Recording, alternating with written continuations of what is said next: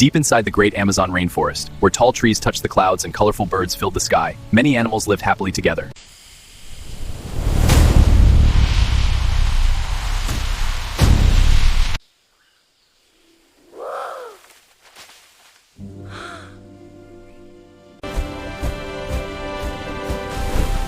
It's coming from the river!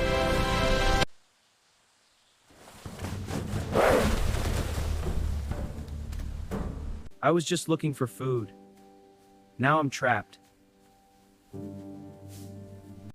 Maya, the roots! Quick! I'm on it! Yes! Keep pulling!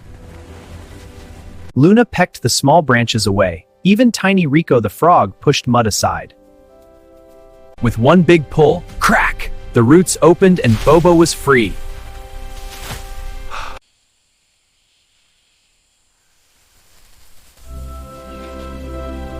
Today we learned, big or small, we are stronger together.